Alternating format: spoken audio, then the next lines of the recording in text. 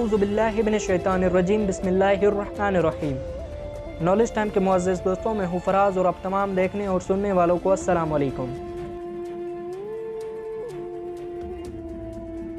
ناظرین کرام، سلطان عبدالحمید ثانی 21 ستمبر سن 1842 عیسوی کو استنبول میں پیدا ہوئے اور سن 1876 عیسوی سے 1909 عیسوی تک سلطنت عثمانیہ کے سلطان و خلیفہ کے منصب پر فائز رہے۔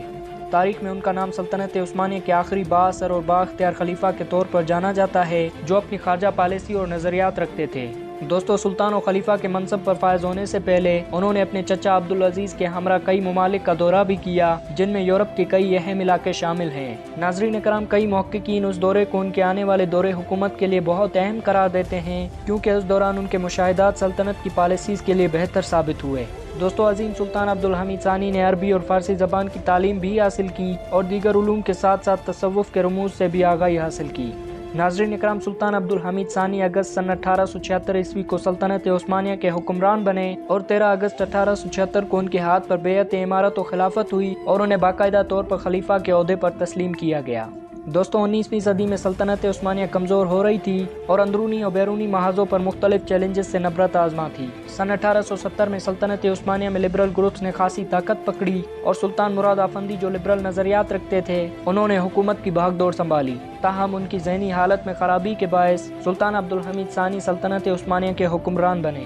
ناظرین کرام، یہ وہ دور تھا جب سلطنت عثمانیہ کی طاقت میں آہستہ آہستہ کمی واقع ہو رہی تھی اور مختلف محاذوں پر روس کی جانب سے مسائل درپیش تھے۔ قومیت کے مغربی تصورات مختلف علاقوں میں سرایت کر رہے تھے اور نتیجتاً مختلف علاقوں میں بغاوت اور علیحدگی کی تحریکیں چل رہی تھیں، بالخصوص بلقان میں مرکز کے خلاف بغاوتیں اٹھ رہی تھیں۔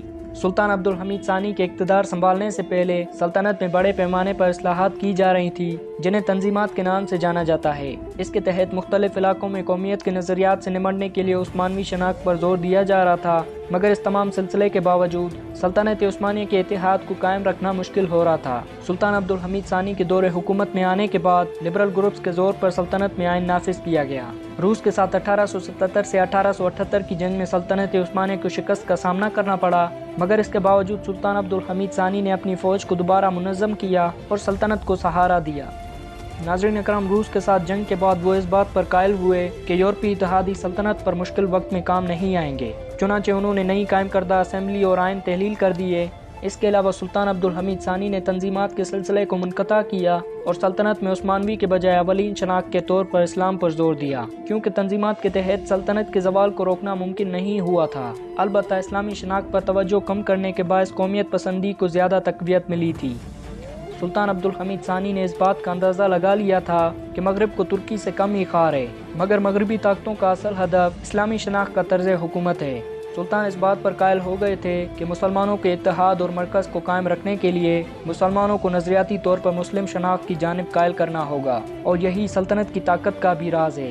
ناظرین کرام، 19ویں صدی دنیا بھر میں یورپی قومیت کے نظریات کی لپیٹ میں تھی اور سلطنت عثمانیہ کے اکثر حصے بھی ان نظریات سے متاثر ہوئے۔ ان حالات میں عرب کی صورتحال بھی مختلف نہ تھی اور وہاں بھی کئی علاقوں میں اسلامی شناخت کے بجائے عرب قومیت کے نظریات فروغ پا رہے تھے۔ 19ویں صدی کے آخر میں النہضہ کے نام سے تحریک شروع ہوئی، جو مغربی تصورات سے متاثر تھی۔ ابتدا میں یہ تحریک مصر اور شام سے شروع ہوئی، جس کی بنیادیں فرانس کے مصر پر قبضے سے ملتی ہیں، کیونکہ اسی دوران وہاں قومیت کے مغربی تصورات پھیلائے گئے۔ تاہم عرب میں قومیت پرستی کی اس تحریک کو اقلیت کی ہی حمایت حاصل تھی اور پہلی جنگ عظیم تک اس سے خاص پذیرائی حاصل نہ ہوئی۔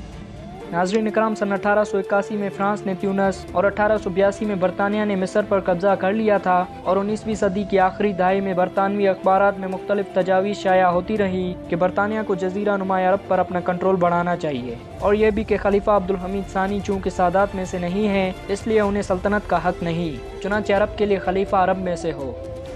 دوستو، ان حالات میں عرب نیشنلزم کو مزید فروغ ملا اور بیرونی محاذوں پر مسائل کا سامنا کرنے والی سلطنت کو اندرونی سطح پر زیادہ مسائل کا سامنا کرنا پڑا۔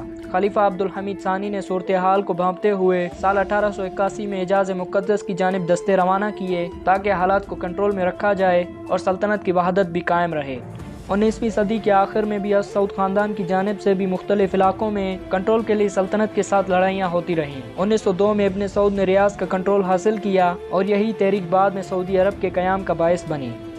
ناظرین اکرام، 19ویں صدی کے آخر میں سلطنت عثمانیہ کی عیسائی اکثریت والے کئی یورپی علاقے سلطنت عثمانیہ سے علیحدگی اختیار کر چکے تھے اور اب یہ سلطنت واضح مسلم اکثریت پر مشتمل تھی۔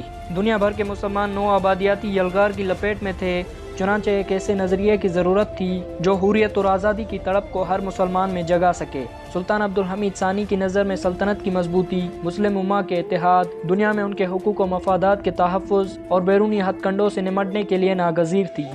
وہ سمجھتے تھے کہ ان حالات میں سلطنت عثمانیہ مسلم امہ کو حریت کی جانب گامزن کر سکتی ہے۔ وہ اس بات سے بھی آشنا تھے کہ اس دور میں مغربی اسکالرز کی جانب سے اسلام پر کیا تنقید کی جا رہی ہے۔ انہوں نے اس پر کچھ مغربی اسکالرز کے ساتھ تبادلہ خیال بھی کیا اور وہ اس نقطہ نظر کے حامی تھے کہ اسلام کسی جامد نظام کا نظریہ نہیں دیتا، بلکہ اپنے بنیادی اصولوں کے ساتھ جدت کا حامی ہے۔ سلطنت عثمانیہ میں صدیوں سے آباد غیر مسلموں کو بطور ثبوت پیش کرتے تھے کہ اسلام ان کے ساتھ بردباری، برداشت، تحمل اور احترام کے سلوک کا درس دیتا ہے۔ ناظرین اکرام، سلطان عبدالحمید ثانی کا یہ نظریہ فقط سلطنت عثمانیہ تک محدود نہ تھا، بلکہ وہ دنیا بھر کے مسلمانوں کے مابین اتحاد و یگانگی کی فضا دیکھنا چاہتے تھے۔ سلطان عبدالحمید ثانی نے مسلمانوں کے لیے اس دور کی ابھرتی طاقت جرمنی کے ساتھ اتحاد کیا، چین کے ساتھ تعلقات بہتر بنائے اور افغانستان میں بھی اعلیٰ سطحی سفارتی وفد بھیجا، جس کا ایک مقصد مشترکہ دشمن کے خلاف متحد ہو کر لڑنا تھا۔ انہوں نے حرمین شریفین پر خصوصی توجہ دی، انہوں نے وہاں ہاسپٹلز، انفراسٹرکچرز اور بیرکس بنوائے اور اسی دوران وہاں پانی کا جدید نظام بھی لایا گیا۔ اس کے علاوہ سلطان عبدالحمید ثانی نے 2 ریلوے منصوبے شروع کیے، جن میں سے ایک حجاز ریلوے اور دوسرا بغداد ریلوے تھا۔ یہ منصوبہ بھی سلطان عبدالحمید ثانی کی دور اندیشی اور ترقی پسندانہ پالیسیوں کا منہ بولتا ثبوت ہے۔ ناظرین اکرام، سلطان عبدالحمید ثانی کا نام تاریخ میں مسئلہ فلسطین کے حوالے سے بھی ہمیشہ یاد رکھا جائے گا۔ 19ویں صدی میں سلطنت عثمانیہ کے دیگر علاقوں کے ساتھ ساتھ مسلمانوں، عیسائیوں اور یہودیوں کے لیے اہم سرزمین فلسطین میں بھی برطانیہ اپنے قدم جمانے کی کوششوں میں مصروف تھا۔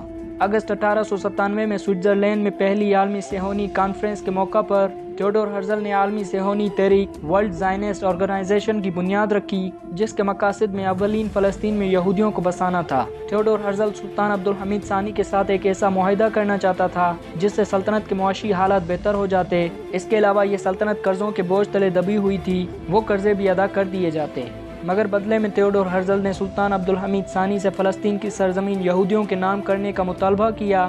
ناظرین اکرام، چونکہ سلطان عبدالحمید ثانی صہیونی عزائم سے آگاہ تھے اور کسی طور پر بھی بیت المقدس کی شماریات میں تبدیلی کے مخالف تھے، سلطان عبدالحمید ثانی نے صہیونیوں کے عزائم بھانپتے ہوئے اس پیشکش کو رد کر دیا اور کہا، میں زمین کا 1 فٹ ٹکڑا بھی نہیں بیچ سکتا، کیونکہ یہ میری نہیں بلکہ عوام کی ملکیت ہے۔ میری رعایا نے یہ سلطنت اپنے خون سے حاصل کی ہے اور خون سے ہی اس کی آبیاری کی ہے۔ اس سے پہلے کہ ہم اسے اپنے ہاتھ سے جانے دیں، ہم دوبارہ اسے اپنے خون سے ڈھانپ لیں گے۔ ناظرین اکرام، بیت المقدس میں قیام اسرائیل کے منصوبے میں رکاوٹ ہونا سلطنت عثمانیہ کے زوال کے پس منظر میں انتہائی اہمیت کا حامل ہے، کیونکہ سلطان عبدالحمید ثانی کے سبق دوش ہونے کے کچھ عرصہ بعد فلسطین میں یہودیوں کی آباد کاری تیز ہوئی اور پھر اس کے بعد دوسری جنگ عظیم تک تمام تر ہونے والی تبدیلیاں اسرائیل کے قیام کی راہ میں حائل رکاوٹیں دور کرتی چلی گئیں۔ یہ سوال تاریخ میں بہر طور موجود ہے کہ اگر ایک جانب مغرب میں یہودی کمیونٹی پر انتہائی درجے کے مظالم ڈھائے جا رہے تھے، تو دوسری جانب صہیونی لابی کے لیے کیسے ممکن ہوا کہ وہ تسلسل کے ساتھ اپنے منصوبے کو عملی جامہ پہناتے رہے۔ ناظرین اکرام، سلطان عبدالحمید ثانی نے اپنے دور حکومت میں نہ صرف بیت المقدس کی حفاظت کی بلکہ اسلام کی سربلندی کے لیے فرانس، روس، برطانیہ اور دیگر اسلام دشمن ممالک سے بھی جنگیں لڑی۔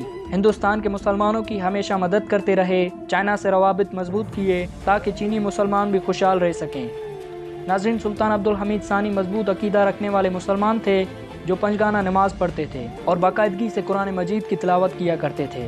ان کی صاحبزادی کے مطابق سلطان ایک روحانی شخصیت تھے جو کم از کم 2 صوفی سلاسل سے وابستہ تھے، شاذلیہ اور قادریہ۔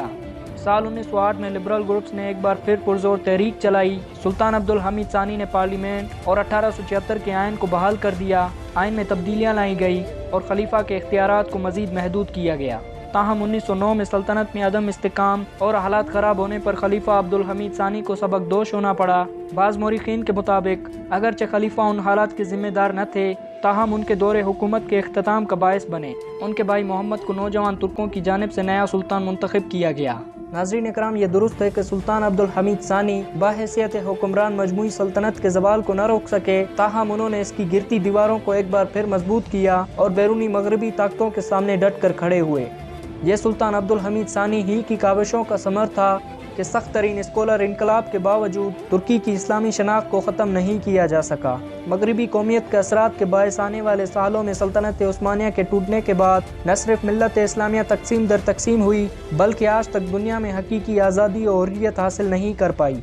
ناظرین اکرام، سلطان عبدالحمید ثانی نے اپنے آخری دن اپنی بیویوں اور بچوں کی صحبت میں باسفورس میں واقع ایک محل میں اپنی یادداشتیں لکھنے، مطالعہ کرنے اور لکڑی کا کام کرتے گزاری۔ سلطان عبدالحمید ثانی نے 10 فروری سال 1918 کو 75 برس کی عمر میں ترکی میں وفات پائی۔